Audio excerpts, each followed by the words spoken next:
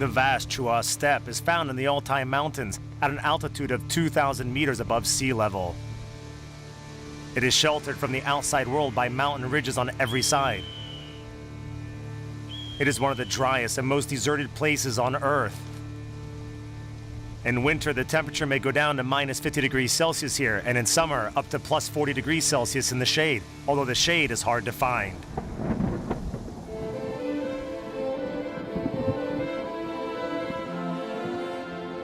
But the Telengits, the local nomadic people, are used to those austere conditions. Everything has essentially remained the same in the mountains for the last 1,000 years. If you don't have livestock, you cannot provide for yourself or your family. Even then, it's totally up to Mother Earth and how you treat the spirits of the mountains. The Chuya Valley can even bring a sickly camel back to life. This pagan attitude to nature goes back to times when people lived and died on the land they were born on. And today, young Chuya herdsmen inherit not only the earthly pastures of their ancestors, but also their celestial lands. The places of power peppered with burial mounds and rock carvings, the messages from the past. Based on those carvings, one could write the history of the way people lived before, how they herded yaks, hunted, traveled. We can see that every tribe had a leader, like a shaman. Can you see here? He has a big head, and the thing he holds looks like a tambourine. This is a sign of an enlightened person, someone who was knowledgeable.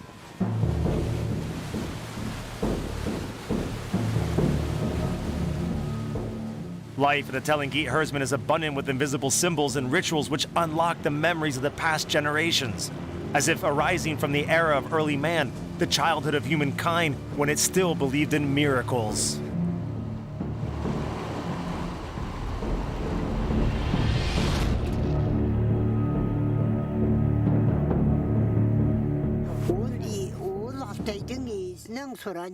Each mountain, each rock, each blade of grass has its own spirit, called Izi in our language. You can't just pick a blade of grass or a stone and throw it. Each action has its consequences. It's especially true for a human being to which spirits gave the opportunity to live on this earth.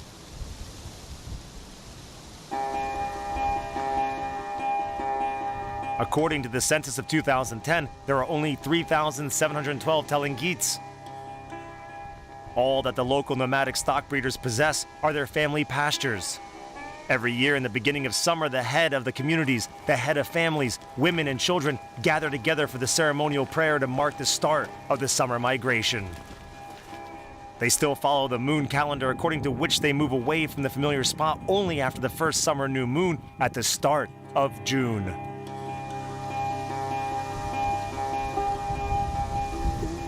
All that people need to do is stop asking nature for more. Otherwise, the balance between the world of people and the world of spirits will become distorted. Unfortunately, modern people stopped understanding the way that the world functions. They are all like flowers, which don't have time to sow seeds and nourish their roots. That's why their dreams become shallow too.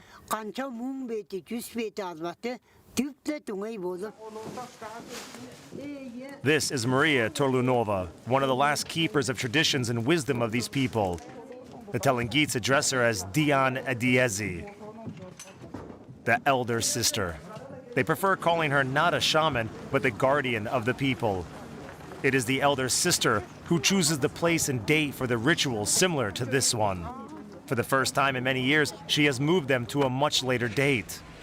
It is due to the unusually dry spell in the valley and the ongoing snowfalls in the mountains. How are things in the mountains? Have you left some salt for the axe? Yes, I left some salt. They seem satisfied. They won't leave. Is the passage still blocked by the snow? Yes, the snow from there is up to here. Have you found the yak? No. I looked for it, but I couldn't find it. It must have been eaten by the wolves. We have to move. Otherwise, we'll lose half the stock.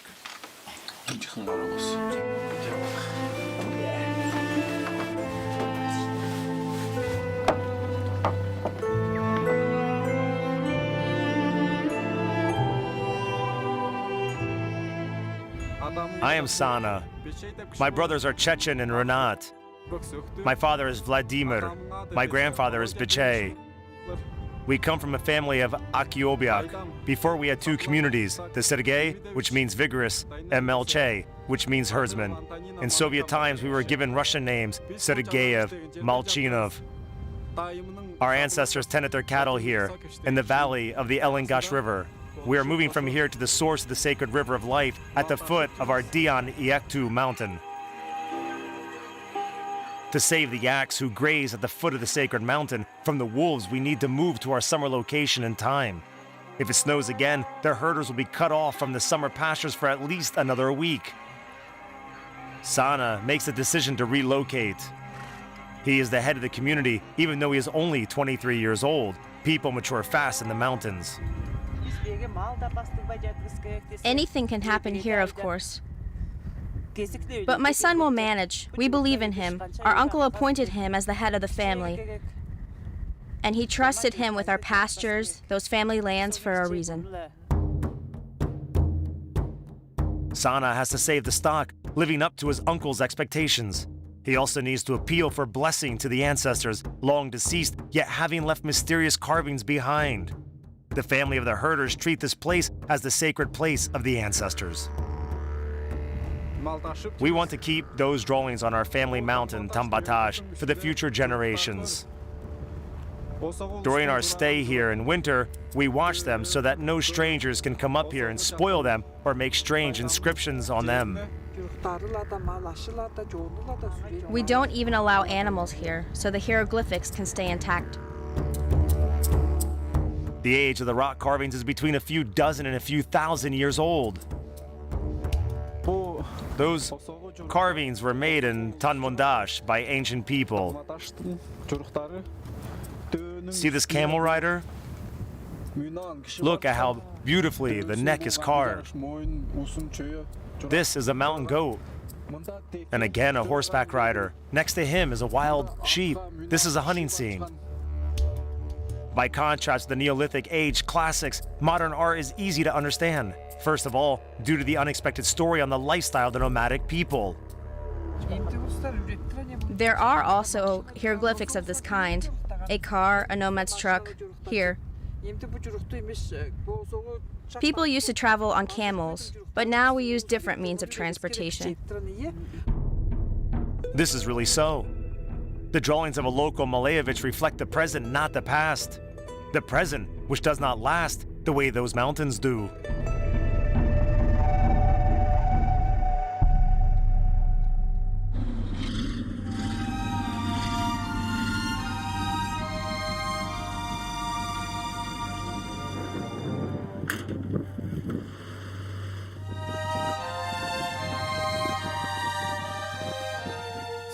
We normally stop here to honor our spirits, to ensure that our journey is successful and so that the spirits will allow us to enter our cherished lands.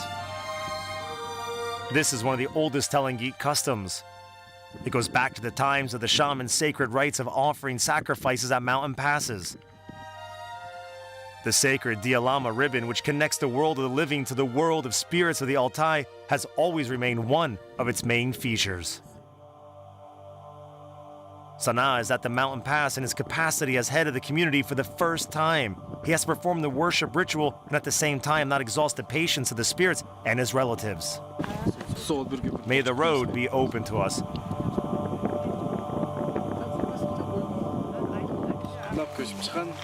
May the road be open to us. May our animals graze peacefully and peace be in our valley. This is how each year we move from our winter place, the place of our uncle, Vladimir Sablokov, to the summer pastures. We call this sanctuary, made of stone, Ule. Here we give our offerings to Altai Kudai so that he supports us.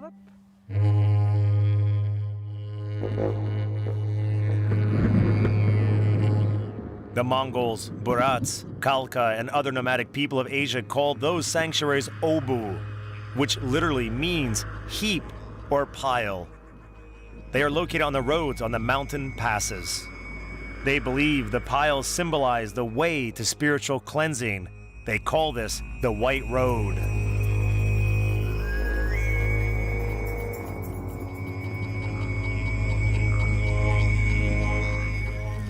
We will need to prepare the place. Have you got everything? When we get there, we will make an urt and kill a lamb. In the meantime, let's go by horseback. It is around 10 kilometers to the sacred mountain of Yektu. The biggest part of the journey is done.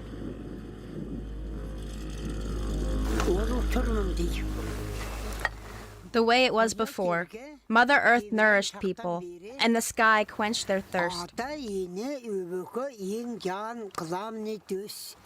Today, many people think that you can buy it all in a shop.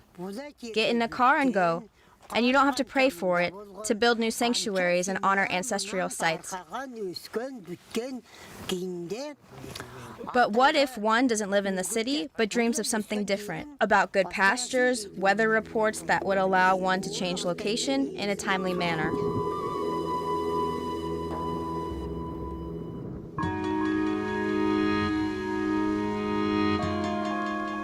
You can't buy good weather despite technological progress in meteorology. I guess that is why new sanctuaries keep appearing on the maps of the Chuya steppe. One appeared recently in the mountain area of Ortalik.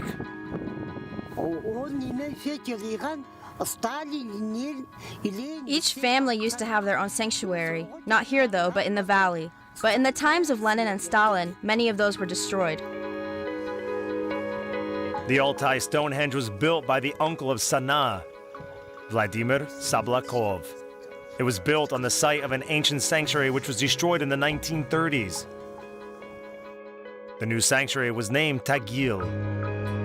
Similar to the ancient temples, this place is oriented to the cardinal directions and divides a symbolic circle into 4 equal parts, the focal point of which is the central altar, Achok. We devote this ritual to our god, Altai Kudai. We give him the best part of the sacrificial lamb as an offering.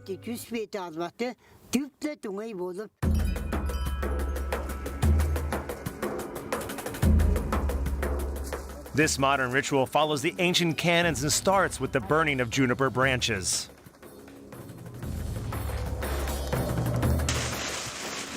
We call this ritual Dizan, feeding the fire with flesh, a type of offering presented by fat and the meat of a lamb.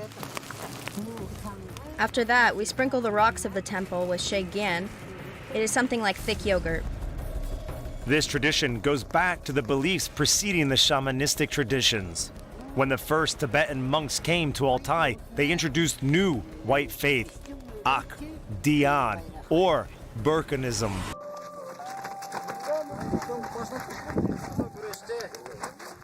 He is not fighting for the white faith. He's rather looking for its roots in the Chuya steppe, where people have both feet firmly on the ground, surviving despite everything. We live in the middle world. Take any shaman tambourine, yes? There is an underground kingdom, Erlik, and there is a light kingdom with the stars, the world of Ugan, and there is a middle world, the world of El, the world of Ul, Uch Kurbistan. Telengits consider themselves to be Christian, but despite their religion, they continue to perform shamanistic rites and rituals of the distant ancestors. Although that is easy to explain, Christianity was introduced to them only 150 years ago.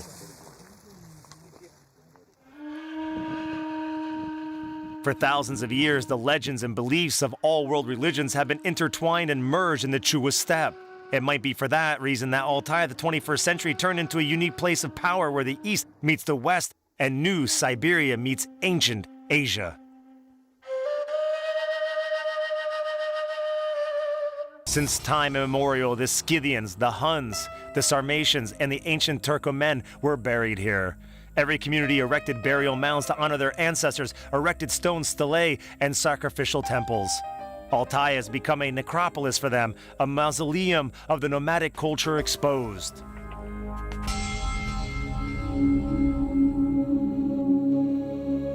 Some of the exhibits were, however, moved from the sacred plateau to the village museum in Kakoria.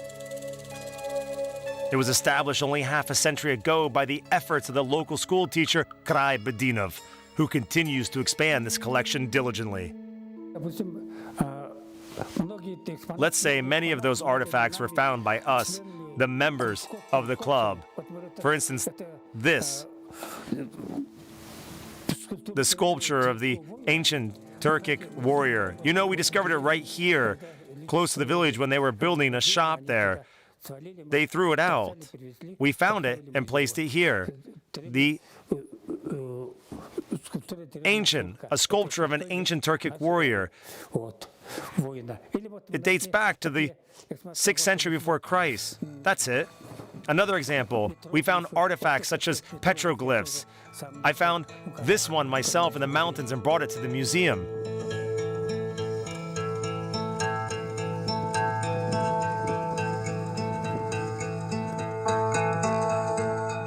Today, the local historian is going to visit the sacred places again.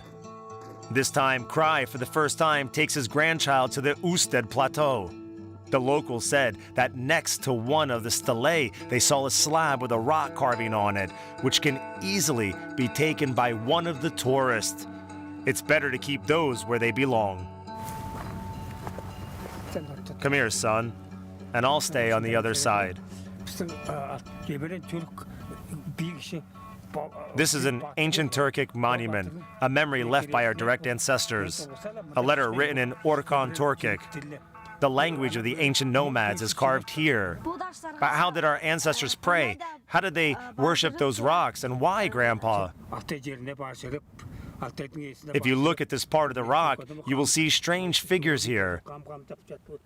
These are the drawings of shamans, the people who held the knowledge in the past. This is their leader. Can you see? The one holding a tambourine. Those monuments are sacred to us. They hold special power. I am helping to preserve those for you, and you should preserve them for your children.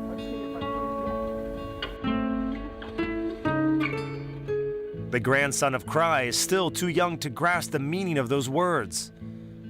For him, it is an adventure, an amusing excursion, while for the grandfather, it is a search for his origins. A search for the fragments of the material culture comes second.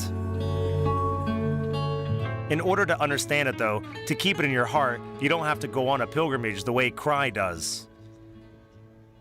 It can put you in touch with the past, but it will not teach you how to feel in the present, to be a Telengit here and now.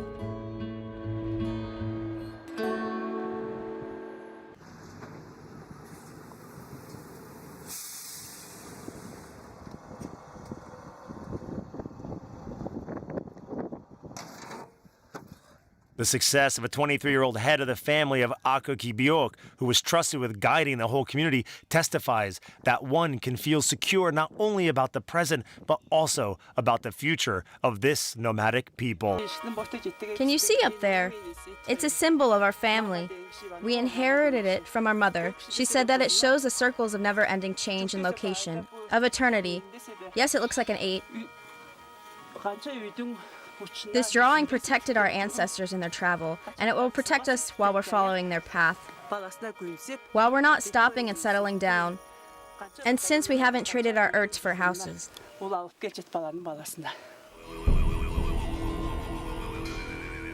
As soon as the nomad starts decorating his home with superfluous things, furniture, devices, it spells the end for him. According to the Telengits' belief, a good herdsman is not someone whose yurt is bigger, but someone with bigger pastures. If Sana does not keep his eye on them, he will lose his stock in the mountains. Without stock, there is no yurt either, and whether it is a Khan or a rich herdsman, it is not important. Shall we start? Yes, go ahead. Don't laugh yet. You still need to slaughter the lamb.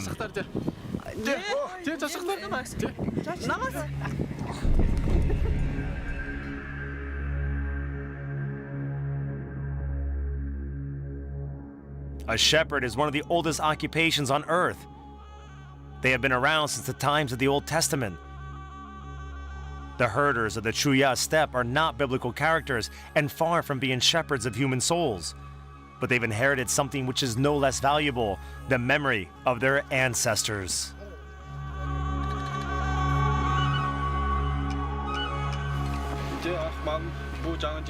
Don't be angry with us. All of us will follow your way. For now, please give us good, soft meat, Feed our people and nourish the soul with your blood and the spirits of our new settlement.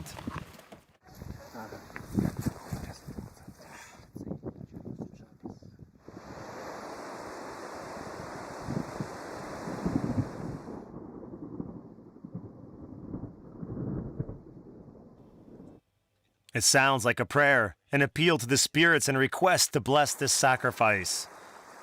There is no way to avoid this ancient ritual.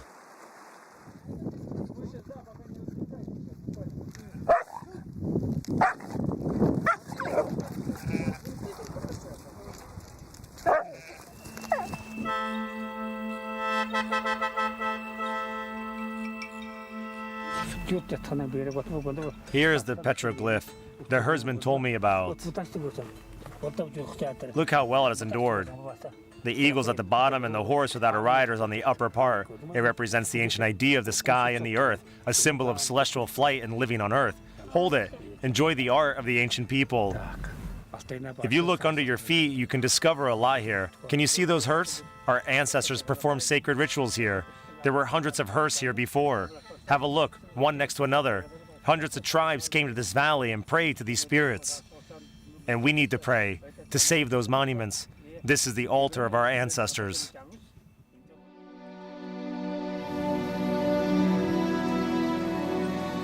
By contrast with Krai, Sana and his brothers have lived next to those ancient tombs side by side since childhood. They treat those places as paths that should not be walked on by the living. The dead have their fate, the living have a different one. To tend the cattle and not to anger the spirits of the sacred mount of Iektu, where the shepherds have finally arrived. A black bull is here, which means that the rest of the flock is here too. Nobody has gotten lost. Yes, the white-faced yak is also here. And look, there are a lot of calves now. I can see one. The white-headed one gave birth. The one with the black eyes. The one further away there. Have a look over there. There, further away. Yes, over there. I see. She calved today. It's a good sign. Our sacred mountain, Iektu, the head of the Savior, Texenbash, must have heard us, since we are enjoying such grace. Yes, I agree with you. I hope the pass clears for us too. That'd be superb if the pass clears for us, but we can't have everything at once. For many years, the family stock of Sablak of Sergeyev have found shelter at the foot of Iektu. The yaks are grazing here until the pass is free of snow and it is possible to travel to new pastures. There's enough fodder until autumn. However, so far, Sana is powerless to change anything. The herdsmen of the Chuya Valley can only hope that the wolves will not arrive here before they can relocate, and that the spirits will hear the prayers of the people.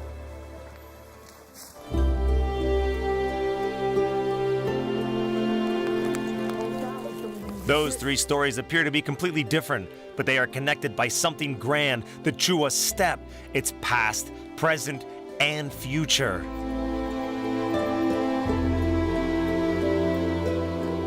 The culture of the Telengits, as of all people, is not measured by the achievements of the past generations, legendary heroes, victories, or splendid antiquities, but by the way the new generation preserves their culture in the now. Seeing a world in a grain of sand, an eternity in an hour. This is what constitutes the soul of a family, a nation, and the entire humankind.